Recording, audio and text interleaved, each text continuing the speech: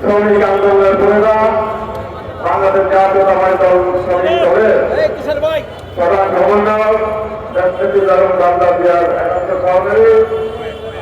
আমাদের প্রান্তীয় নেতা যারা শামসুর রহমান শিমুল বিশ্বাস উপস্থিত আছেন আজকের এই অনুষ্ঠানে বিএনপির সহকারী শ্রমিক সম্পাদক যারা ফিরুজ্জামান মামুন মোল্লা উপস্থিত আছেন কেন্দ্রীয় শ্রমিক দলের যুগ্ম সাধারণ সম্পাদক মোস্তাফিজুর মজুমদার কেন্দ্রীয় শ্রমিক দলের প্রধান সম্পাদক নজরুল ইসলাম সহ সকল পর্যায়ে জাতীয় নেতৃবৃন্দ উপস্থিত ঢাকা মহানগর দক্ষিণের সংগ্রামী আহ্বায়ক যারা সুমন ভূঁইয়া সংগ্রামী সদস্য সচিব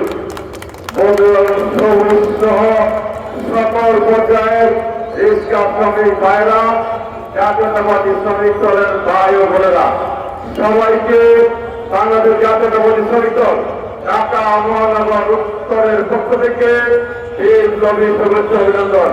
বন্ধুরা আমার বক্তব্য দিবেন জাতীয় নেতৃবৃন্দ।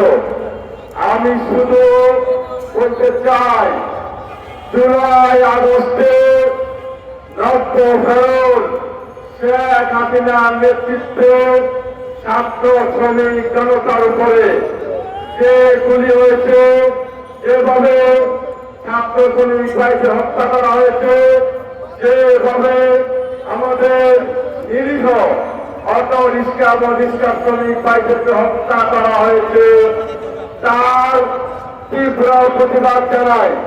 বন্ধুরা আমার, রিক্সা শ্রমিক ভাইদের রক্ত দেওয়ার বিনিময়ে বাংলাদেশের রাজনৈতিক যে অধিকার, সেই অধিকারের মুক্তি হয়েছে।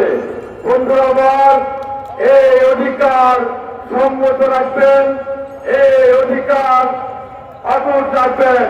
জাতীয় নেতৃবৃন্দ সহ আমাদের জাতীয় নেতা সিনিয়র ভাইস চেয়ারম্যান জনাব তারেক রহমান।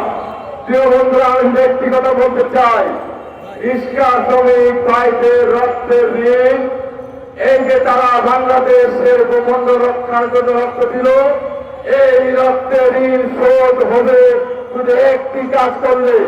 সেই কাজটি হল শেখ হাসিনাকে ইন্ডিয়া থেকে ধরে এনে বাংলাদেশের আইন অনুযায়ী তাকে ফাঁসি দেওয়া হয়। তাহলে রিক্সা শ্রমিক ভাইরা যে রক্ত দিয়েছে, সেই রক্তের ঋণ শোধ হবে বলে আমি আশা করি। বন্ধুরা আমার, আমি আমার বক্তব্য করব না।